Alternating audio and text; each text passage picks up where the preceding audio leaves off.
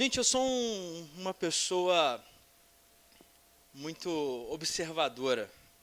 Eu quero ser mais, na verdade, mas eu procuro lembrar muito de frases, de coisas que marcam. E eu comecei a prestar atenção não nas frases marcantes ou nas frases que a gente fica guardado, mas nas frases, o porquê das frases serem marcantes em nossas vidas. Algumas das vezes frases são marcantes em nossas vidas porque elas são altamente repetidas por pessoas. Você tem uma mãe, e esta mãe com certeza falou: moleque, vai buscar alguma coisa ali fora. Garoto, sai daí, senão você vai se quebrar todo. Ou então, para de fazer isso, ou eu vou contar até 3, e se eu contar até 3, aí você vai ver. E essas frases estão marcadas no meu coração, porque eu ouvi várias e várias vezes. Ou então aquelas frases que você nunca ouviu a música inteira, mas você conhece a música porque pessoas cantarolam, ou porque você está no ônibus e se escuta, ou porque você passa por algum lugar e essa música está no alto e você não gosta da música, você não quer gostar da música, mas você lembra o refrão inteiro da música, ou aquele bordão de novela, ou aquela situação, porque está muito borbulhando assim em todos os cantos. Ou então você grava uma frase porque ela é engraçada. Essa frase eu gravei a primeira vez que eu ouvi e eu simplesmente absorvi para a minha vida, porque é uma frase de ensino para mim. Gente feia é igual a gente bonita, só que feia. Eu aprendi isso e guardei desde a primeira vez que eu ouvi, porque são frases que despertam risadas, são frases queridas, são frases que nos lembram pessoas. Mas teve uma frase em 2014 que eu absorvi, que eu aprendi, e que essa frase me ensina muito. Em 2014 eu estava trabalhando ali como estagiário na segunda igreja batista, e promovemos um congresso naquele tempo lá, um congresso de juventude. E nesse congresso o pastor Alexandre Mendes esteve pregando. E uma frase, muito obrigado, Samuel, uma frase que foi solta naquele momento, eu não esqueci, porque é uma frase que me ensina a viver em diligência e a viver com o norte em Cristo Jesus. Graça, ela não exclui esforço. Graça exclui merecimento. A nossa graça, a graça que Deus derrama sobre nós, não deve ser motivo para que nós paremos de procurar nas Escrituras como devemos ser mais santos. E sim, a graça deve ser um instrumento de Deus em nossas vidas para lembrar que Ele é o Deus Todo-Poderoso. Ele nos dá tudo e nós não somos nada sem Ele. Graça exclui merecimento, mas não exclui esforço. Um texto que fica claro e evidente isso nas Escrituras, e eu gostaria de convidar vocês para abrir, é a segunda carta de Pedro, no capítulo 1. Vamos ler do versículo 1 ao versículo 11, porém, vamos nos deter em alguns versículos e alguns temas ali. 2 de Pedro, capítulo 1, do versículo 1 ao versículo 11.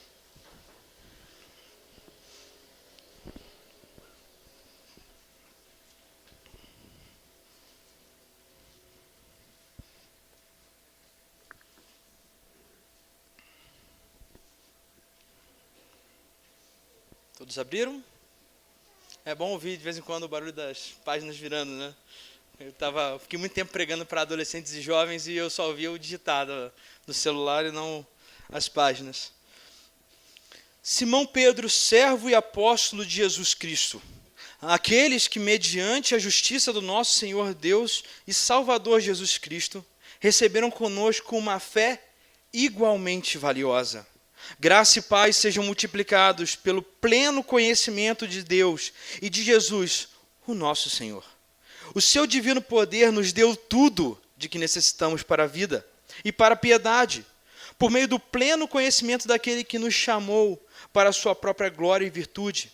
Dessa maneira, ele nos deu suas grandiosas e preciosas promessas, para que por elas vocês se tornassem participantes da natureza divina e fugissem da corrupção que há no mundo causada pela cobiça.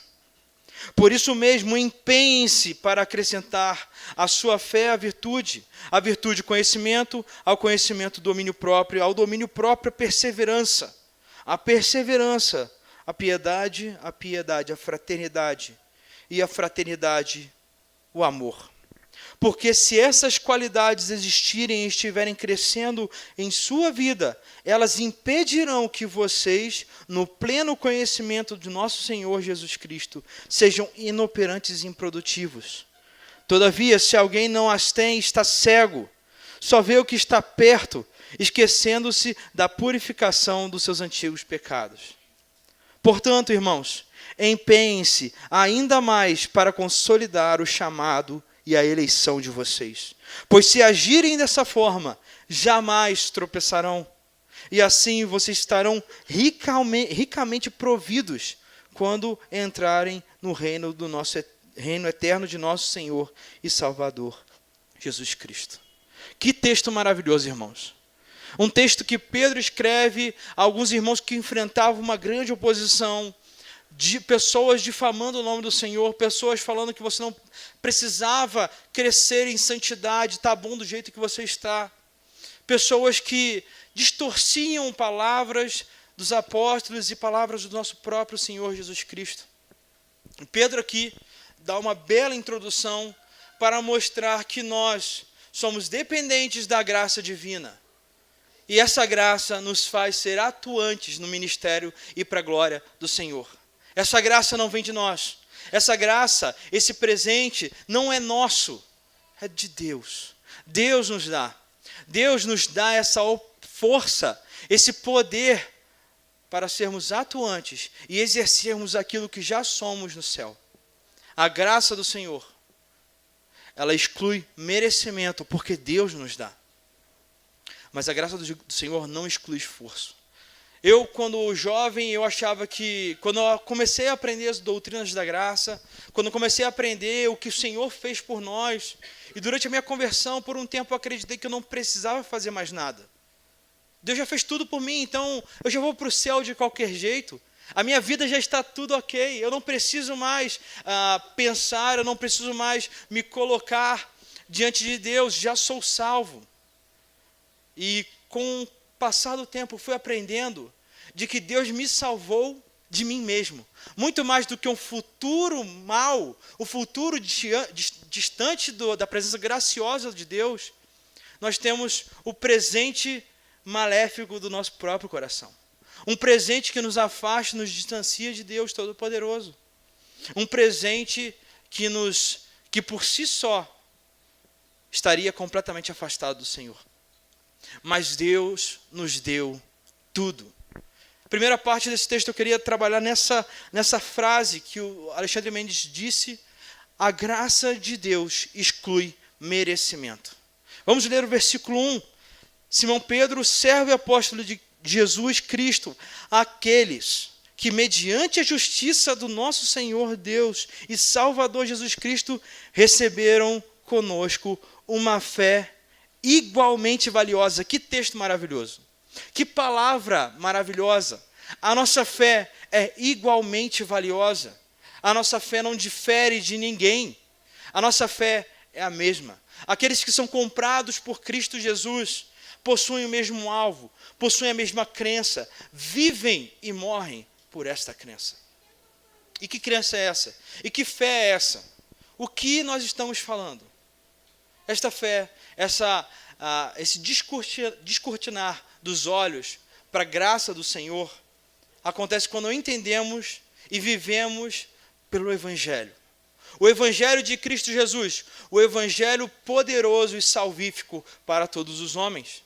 Essa fé, ela consiste em 4 partes: criação, queda, redenção e restauração. O homem foi criado, alguns aqui podem estar cansados de ouvir isso até. Já ouviram muito, já até falaram para outras pessoas, mas deixa eu te falar, é por isso que vivemos. Essas 4 sequências históricas, onde nós presenciamos, nós estamos passando pela restauração do Senhor em nossas vidas e a futura redenção nos faz viver. Onde Fomos criados para a honra e glória de Deus, onde tudo era perfeito, porém o homem possibilitou o mal neste mundo. O homem caiu, o homem se desvencilhou do poder glorioso de Deus, da graça de Deus, e preferiu os seus próprios atos, e preferiu sua própria escolha, e preferiu o seu próprio coração. Por isso todos os homens estão destinados a um caminho apenas, a morte. Viver afastado da presença graciosa de Deus e conhecer a presença irada de um Deus irado. Porém, o próprio Deus nos dá um escape. Antes da fundação do mundo, antes que esse mundo houvesse existido e tivesse sido planejado completamente, Deus já havia estabelecido entre as pessoas da Trindade, Deus Pai, Deus Filho e Espírito Santo, de que o Filho desceria, de que o Filho se tornaria homem, de que o Filho viraria carne como nós, o Deus homem. E este Deus Todo-Poderoso aqui morreria por mim e por você. Diga, esse Deus Todo-Poderoso viria, passaria por aflições, passaria por necessidades, dificuldades. Eu paro para pensar nisso e eu me humilho cada vez mais, porque eu paro para pensar que o Deus que criou esta terra, que o Deus que planejou tudo isso, se humilha ao ponto de ser uma criatura, de ser cuspido e morto, de passar por humilhações. E a gente pensa às vezes só na humilhação da morte dele, ou de quando os discípulos se viraram contra ele.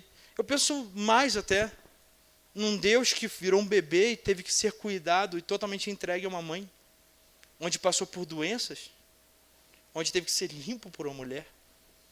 A aflição de um Deus criador, passando por uma humilhação grandiosa por mim e por você. Mas isso não para aqui. Esta fé, esta graça do Senhor, essa boa nova, o Evangelho, ela não para na morte de Cristo, mas Cristo ressuscitou e disse que nós teremos um céu, um futuro, onde passaremos eternamente louvando e glorificando esse Deus Todo-Poderoso, onde passaríamos a eternidade bendizendo, engrandecendo esse Deus grandioso. E por vezes nós pensamos na redenção, na restauração de todas as coisas, só no futuro, só na eternidade.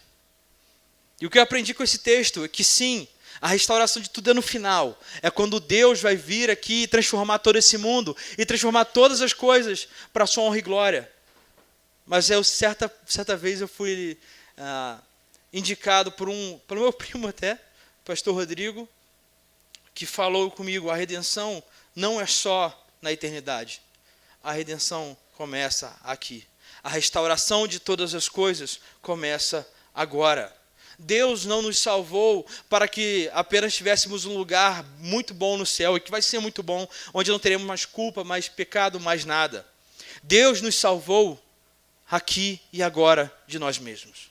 Deus nos salvou de uma vida que era entregue à cobiça desse mundo, que era entregue a uma falta de rumo que este mundo nos dá, nos dando um norte, nos dando um alvo a ser seguido.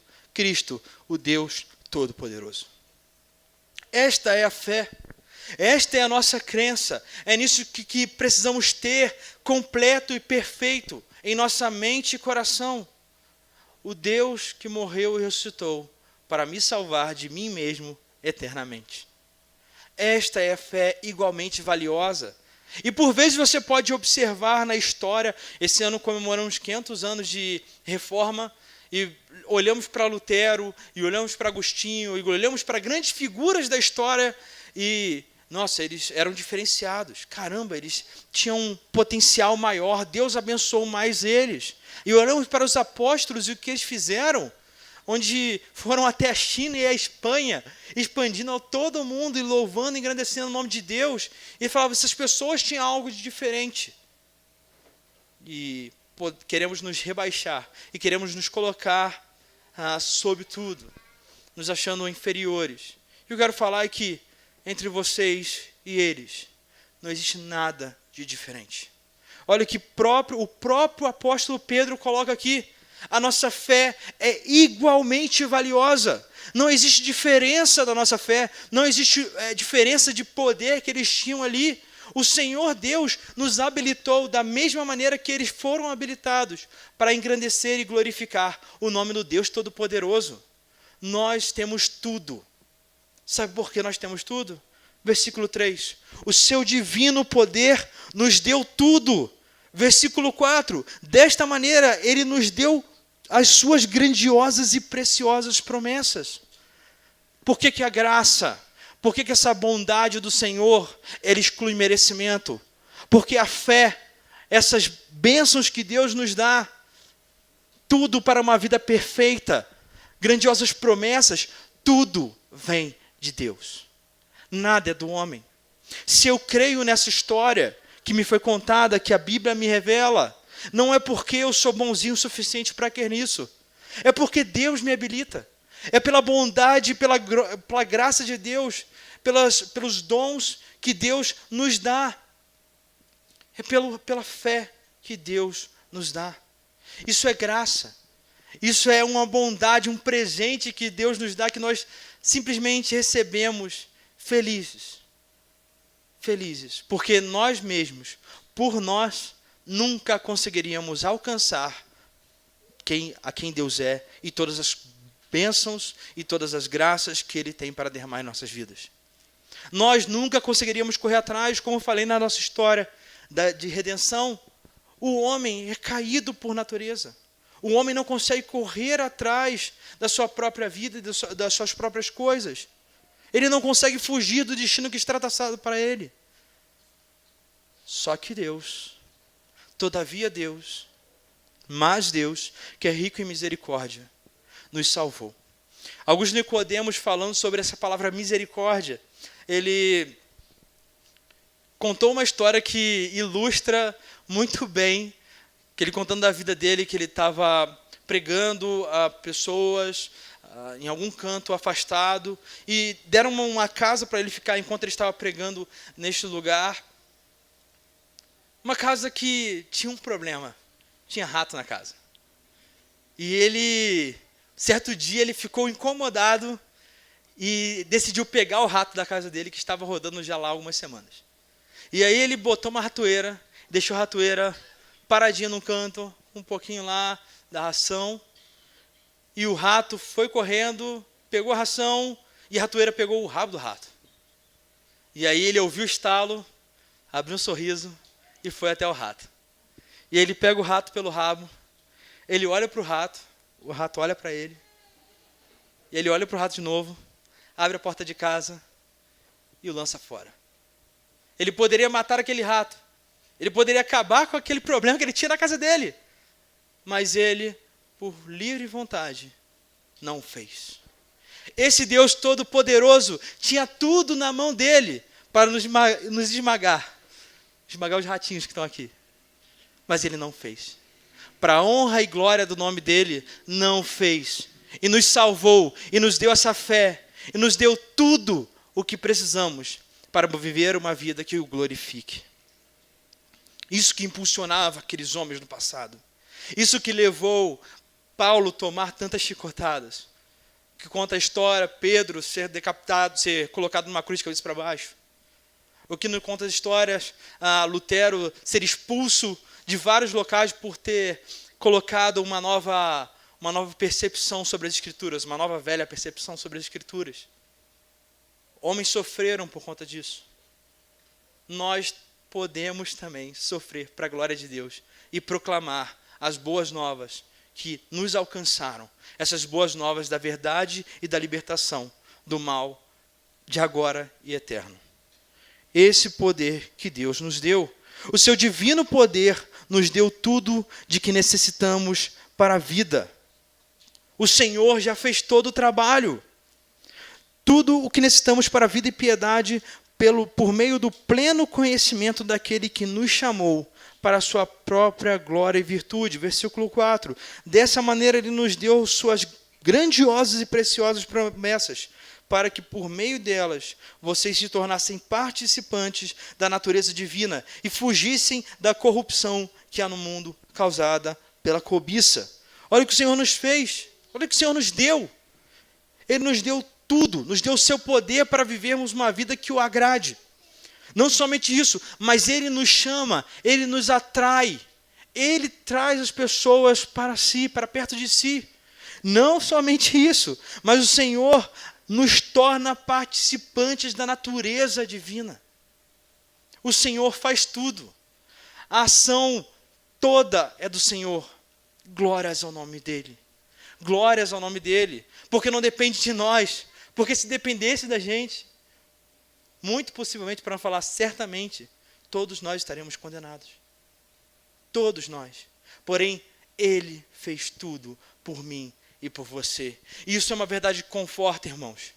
Entender que não depende de mim a salvação. Entender que não depende das minhas ações, mas da mão poderosa do Senhor atuando em minha vida, me resgatando e selando para a honra e glória dEle.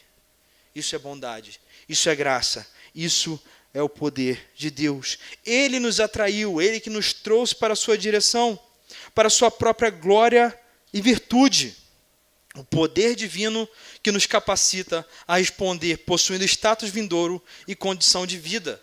Nós éramos mortos, porém o Senhor nos deu condição de vida.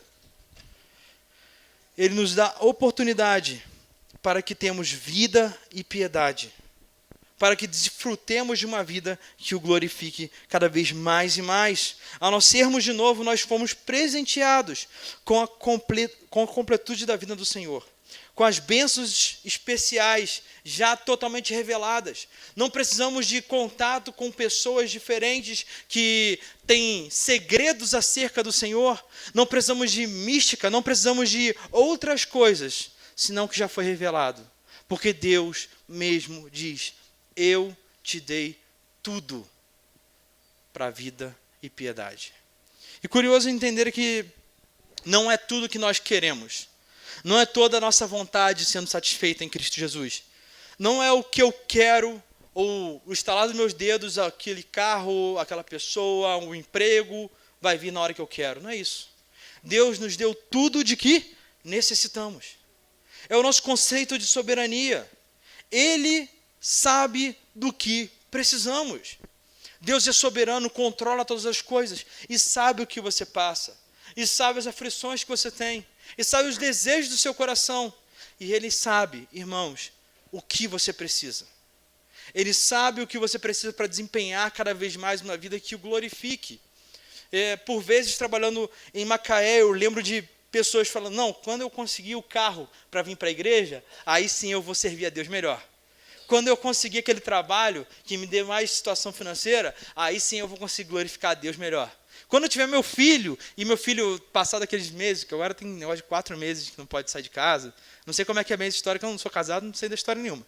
Mas eu vi isso, essa situação acontecendo, e minha mãe falou: não entendo essas pessoas, eu levava vocês três. Lá em casa eu sou de 91, meu irmão de 92 e minha irmã de 93.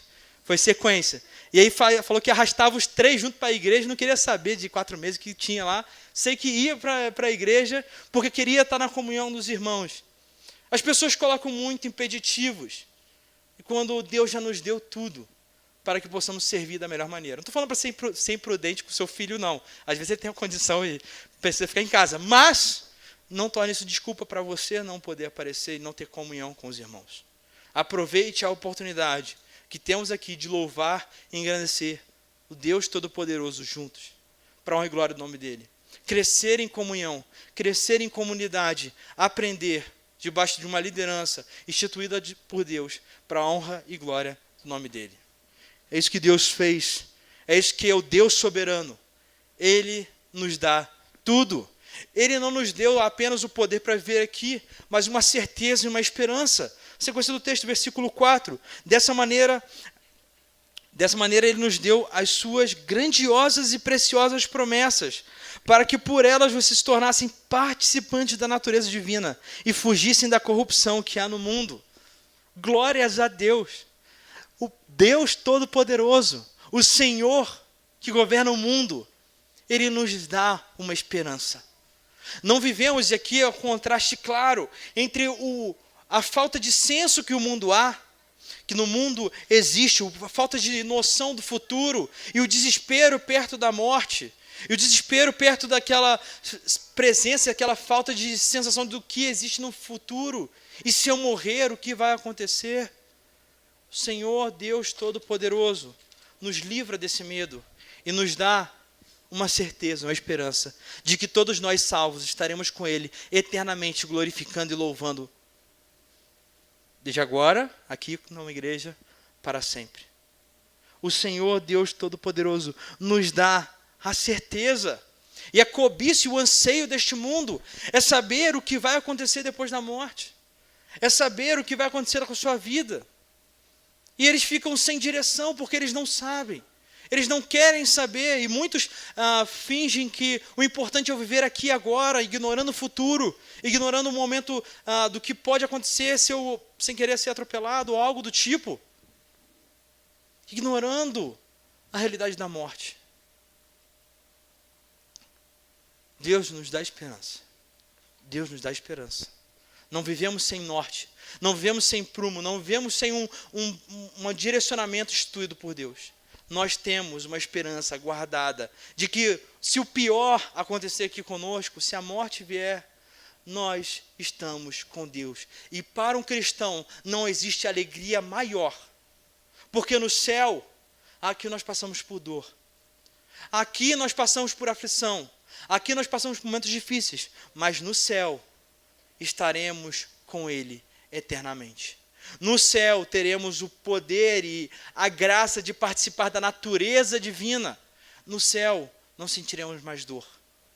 No céu não sentiremos mais problema algum. Estaremos com Deus, com um corpo perfeito para a honra e glória do nome dEle eternamente. Essa é a grande promessa do Senhor, dado nesse texto. Ele nos dá uma promessa, uma oportunidade de participar da natureza divina. Nós que éramos inimigos, agora participamos da mesma natureza. Somos família, somos filhos adotivos do Pai Celestial, do Pai Todo-Poderoso. Irmãos, Deus nos deu tudo. Deus nos deu tudo e por isso não devemos ficar tentando elevar o nosso espírito, tentando achar que nós somos melhores do que nós mesmos, tentando ter orgulho na nossa salvação, porque não vem de nós, é para a honra e glória de Deus. A graça exclui merecimento. É toda honra e glória para o Senhor. Mas essa graça não exclui esforço. Mas essa graça não me impede de aqui e agora, e muito pelo contrário, me dá todas as forças e todas as ferramentas para aqui e agora desfrutar daquilo que eu serei no céu. Existe foi um pastor de Campinas que certa vez falou, não lembro o nome completo dele agora, mas ele falou que nós não conseguiríamos ser 100% perfeitos aqui na Terra.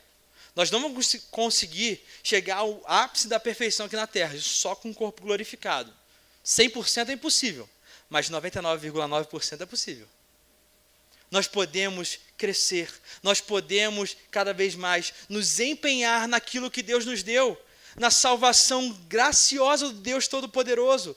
Nós podemos crescer cada vez mais e nos parecer com o Senhor Jesus Cristo. E é por isso que ele coloca, no versículo 5, por isso mesmo, primeira questão, só é possível desfrutar do verdadeiro amor, da verdadeira fraternidade, de tudo que ele colocou aqui, do verdadeiro poder.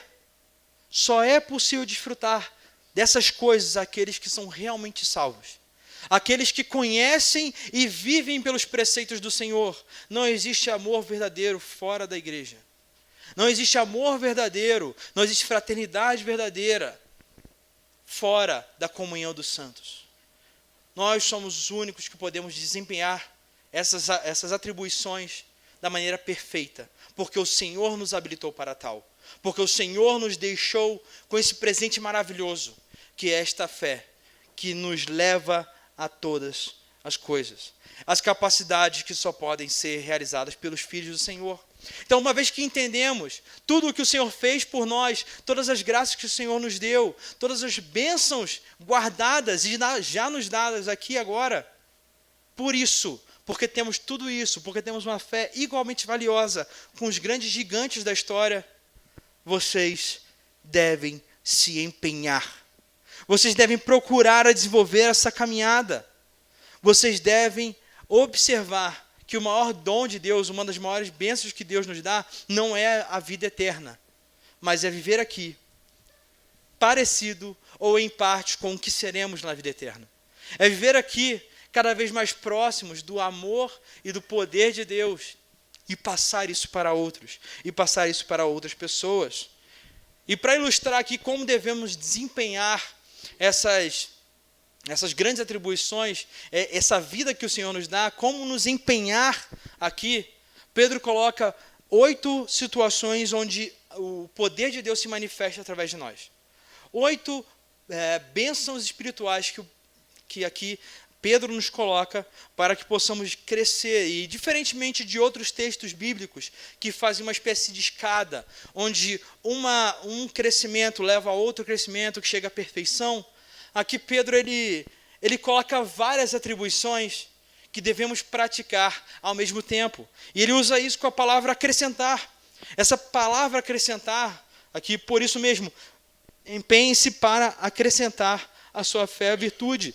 Essa palavra acrescentar é uma metáfora tirada dos festivais atenienses. Existiam muitos teatros daquela época e não existia um governo muito bem estabelecido para arcar com isso. Então são pessoas que bancavam festas ou teatros para que isso acontecesse, de acordo com a peça, de acordo com o tema que a pessoa gostava.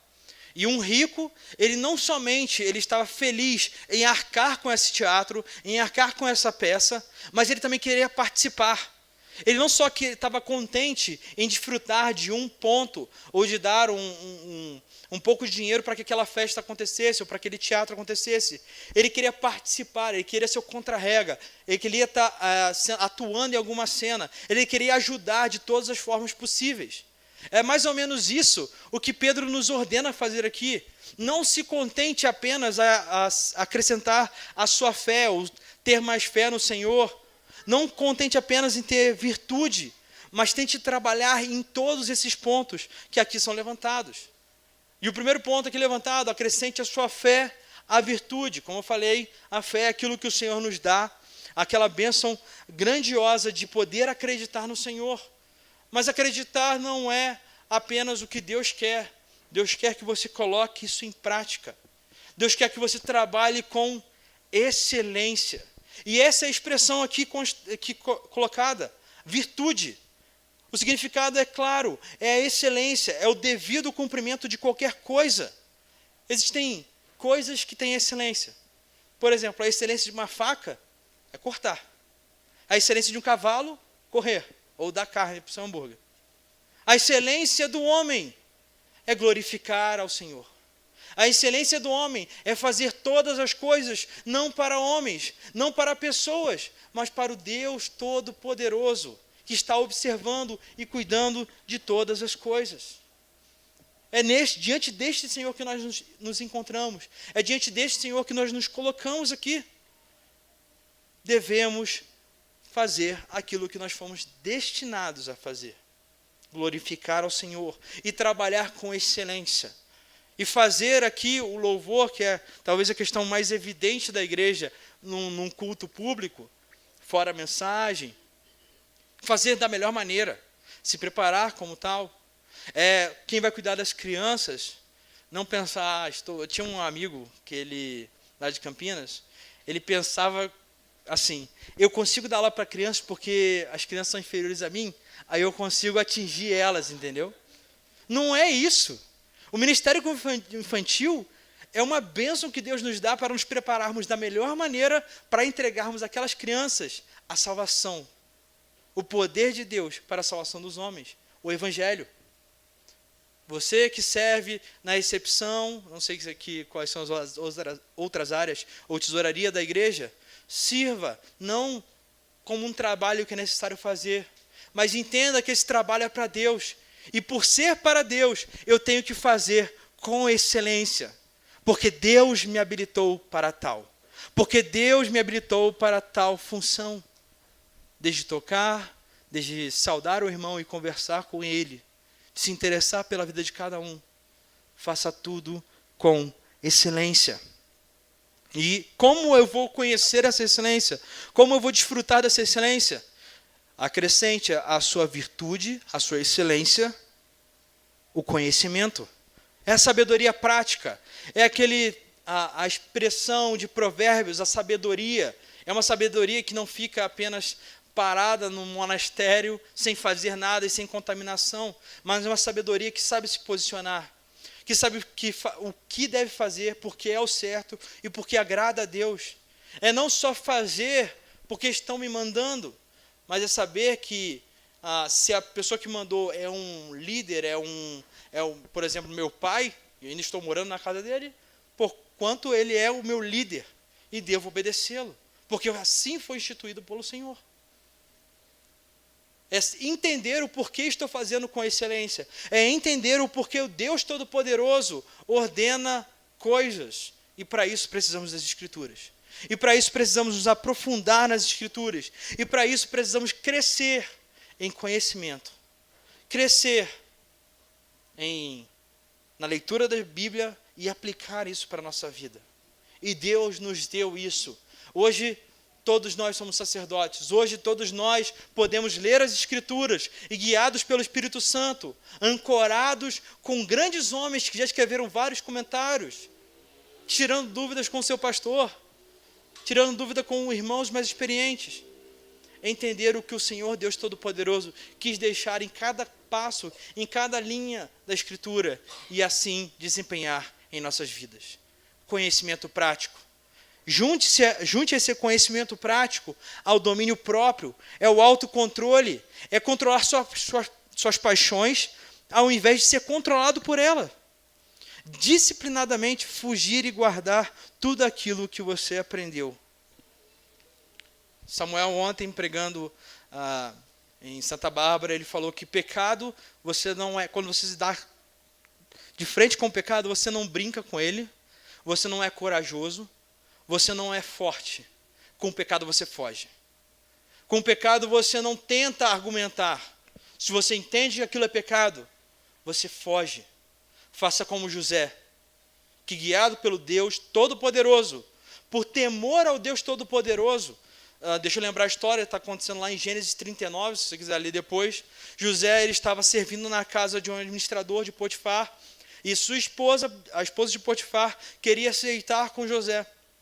E José, no versículo 4, se eu não me engano, do capítulo 39 de Gênesis, ele fala: como poderia eu pecar tão grandiosamente contra o meu Senhor e o meu Deus? Ele tinha consciência de que o pecado não era um pecado, de que minha negligência não era uma negligência qualquer. Ele tinha consciência de que a situação não era uma situação isolada. Ele tinha consciência de que todo pecado é contra o Senhor Todo-Poderoso. E o medo e o respeito do Senhor Todo-Poderoso e o domínio próprio que o Senhor dá para ele faz com que ele se submeta, faz com que ele fuja do pecado. Muitos de nós temos celulares, muitos de nós temos amigos, e sair daqui podemos nos encontrar com ele, e tudo que nós aprendemos aqui ir embora, porque nós não desempenhamos aquilo que o Senhor Deus nos deu, porque nós não vivemos por aquilo que Jesus Cristo morreu e ressuscitou, porque nós não vivemos para a glória do Senhor. Preferimos os nossos prazeres, preferimos o que a nossa própria vontade, a vontade do Deus Todo-Poderoso. O domínio próprio, o autocontrole, só existe quando nós submetemos à vontade poderosa de Deus. Quando nós nos submetemos ao controle divino e à soberania do Senhor.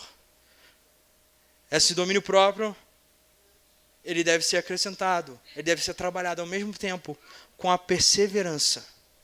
Perseverança é quando você entende que aquela situação que está acontecendo na sua vida pode ser instrumento de Deus para você crescer, amadurecer, e daqui a algum tempo você ensinar a outras pessoas, ensinar pela graça de Deus como proceder em momentos difíceis. Deixa eu ilustrar um pouquinho essa história.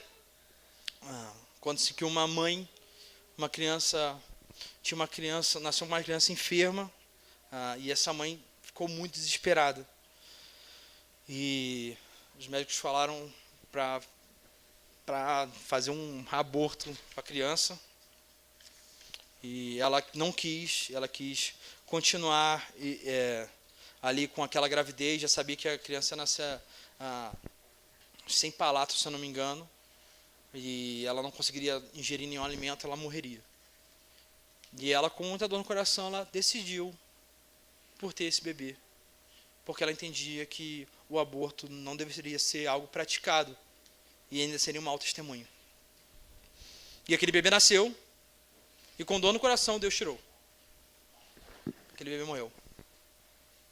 E ela não entendia o porquê Deus tinha feito aquilo com ela. Ela não entendia o porquê Deus tinha trabalhado daquela maneira na vida dela. Pouco tempo depois, na mesma igreja, uma mulher teve um bebê com a mesma doença. Adivinha quem foi a mãe que foi cuidar daquela mulher? A mãe que perdeu seu bebê há pouco tempo. Deus usa situações, Deus trabalha em situações, por mais difíceis que elas sejam, para a honra e glória do nome dEle, para que nós possamos nos apoiar nos outros, e perseverar no Senhor, e trabalhar para a honra e glória do nome dEle, e cuidar uns dos outros. Nós não devemos ser aquele tipo de pessoa que desiste no primeiro embate, que desiste na primeira situação. O seu chefe começou a te perseguir no trabalho, aí você quer chutar tudo e falar que Deus não está cuidando de você e não quer saber mais da situação. Saiba que uma das bênçãos espirituais que Deus nos deu para que possamos glorificar Ele aqui e agora é a perseverança. É continuar firmes para a honra e glória do nome dEle. Para a honra e glória do nome do Deus Todo-Poderoso. A essa perseverança, a piedade, e a piedade aqui ela pode ser entendida como perseverança, como reverência, perdão. A piedade é o verdadeiro conhecimento do Senhor. Posso falar assim, minha voz é autossuficiente. Mas o verdadeiro conhecimento do Senhor, Deus Todo-Poderoso, gera em mim, à medida que eu conheço, à medida que eu experimento do poder e da graça de Deus, gera em mim uma humilhação. Gera em mim um entendimento de que eu sou muito pequeno perto desse Senhor, de que eu não consigo olhar para Ele, de que eu não consigo fazer nada por mim mesmo, de que eu sou minúsculo perto da grandiosidade e infinitude do Deus Todo-Poderoso. Esta reverência que nós devemos ter quando nós prestamos cultos, seja aqui, seja em casa, seja no seu culto no lar. Nós não estamos aqui apenas fazendo uma reunião social. Estamos louvando e agradecendo o nome do Deus Todo-Poderoso. Estamos crescendo em conhecimento. E por isso precisamos ter reverência. Entender que nós temos um Deus Todo-Poderoso. E se submeter a este Deus Todo-Poderoso. Isso é uma vida de piedade. Isso é uma vida que entende que o Senhor é muito maior do que nós aqui. De que Ele sabe muito mais do que eu sei, de que Ele controla todo o universo e eu não consigo controlar quanto tempo estarei vivo. De que o Senhor sabe de todas as coisas e eu não sei de nada. E é diante desse Senhor que nós nos colocamos, dia após dia, e devemos louvar e engrandecer o Seu nome. A fraternidade, a piedade nos levando à fraternidade. Fraternidade aqui, a igreja é multiforme, a igreja é diversificada. Todos nós temos jeitos diferentes, todos nós temos maneiras diferentes, porém temos um único Deus, a quem devemos louvar da melhor maneira como Ele mesmo estabeleceu. Essas maneiras diferentes, as situações diferentes, não devem me impedir de falar com meu irmão. Não devem me impedir, não deve ser uma barreira. Porque ele gosta de... Eu não sei quais são os times aqui, talvez... Aqui está mais para o São Paulo ou mais para... Está mais para São Paulo. Então, talvez o cara é corintiano e o outro é São Paulino. E porque ele é corintiano, eu não posso falar com um corintiano. Mas o São Paulino não pode falar com corintiano. São coisas secundárias, são bobeiras. Tem gostos, às vezes, à frente da igreja, não é o jeito que eu queria que fosse. E aí começa a discutir, brigar, porque o piso da igreja tinha que ser verde, não branco. E aí, a relação não é mais a mesma, a vida não é mais a mesma. Cristo morreu e ressuscitou para que nós tenhamos uma vida em fraternidade, em comum unidade. em trazer aquilo que Ele nos deu, que é a vida entre irmãos. Você pode não gostar dessa pessoa aqui agora, mas sabe, você vai passar a eternidade com ela, louvando e agradecendo a Deus. É melhor trabalhar isso agora, né? Não deixar para depois, não deixar para se arrepender só no céu, mas começar a trabalhar isso agora. E por fim, vocês já estão cansados, mas por fim, irmãos, o amor. Um amor sacrificial. Um amor demonstrado pelo próprio Cristo na cruz. Quando a fraternidade fala sobre a nossa vida em comunidade, nossa vida enquanto igreja, onde deixa preferências pessoais para seguir o caminho do Senhor, para seguir a graça do Senhor, para deixar com que a graça flua por aqui, não ter inimizade. Esse amor é um pouco mais agressivo. Esse amor simplesmente trata do amor com aquele com que não se tem nenhum pouco de amor. Do amor com o incrédulo. Do amor por aquele que não se quer ser amado. E aí nós podemos pensar assim, eu não vou falar mais do evangelho com aquela pessoa, eu não vou mais ter comunhão, ou até mesmo sentar para conversar com aquela pessoa, porque ele não quer nada. Deixa eu falar para você, nós não queríamos nada. Cristo fez tudo. Não existe desculpa para nós, discípulos de Cristo, não insistirmos e não falarmos do evangelho com aquelas pessoas, com quem não querem saber de Cristo. Porque quem sabe, um dia ele vem se converter. E você pode ser a pessoa que agenciou, que participou de todo esse processo para a honra e glória de Deus. E pode ser uma marquinha onde Deus está te usando e você pode louvar cada vez, dia após dia, o Senhor por participar do plano dele aqui na terra. Olha quantas coisas. Isso aqui são algumas que Pedro listou. E quantas coisas o Senhor nos deixou. Quantas coisas o Senhor nos deu. Não para o céu, não para a próxima vida, mas para que agora nós possamos desfrutar e conhecer dia após dia dele. Irmãos, por fim, uma advertência de Pedro. Não deixem de praticar isso. Não sejam improdutivos. Irmãos, olha a mesma palavra que ele usou lá no versículo 5, ele usa no versículo 11. Empenhem-se mais ainda. Vivam por isso, para consolidar o chamado e a eleição de vocês. Para consolidar aquilo que Cristo fez na cruz. Para consolidar a salvação e para que todos vejam que nós somos filhos do Deus vivo. Empenhem-se nisso, irmãos. Voltando à frase, graça não exclui esforço, exclui merecimento. Tudo veio pelo Senhor, tudo é para a honra e glória do Senhor. Ele nos deu tudo, mas isso não impede de que nós nos esforcemos a cada vez mais nos parecer com o que somos no céu, um corpo perfeito. Deus nos deu tudo para a honra e glória do seu nome. Amém, irmãos? Muito obrigado, mais uma vez, agradeço a toda a igreja pela oportunidade, agradeço ao pastor Samuel, um amigo, um irmão, um pai, que sim, cuidou muito de mim e eu tenho certeza que vai cuidar dessa igreja. Eu louvo a Deus pela oportunidade que Ele te dá de conduzir essa igreja, e igreja, louve ao Senhor pelo pastor que você tem.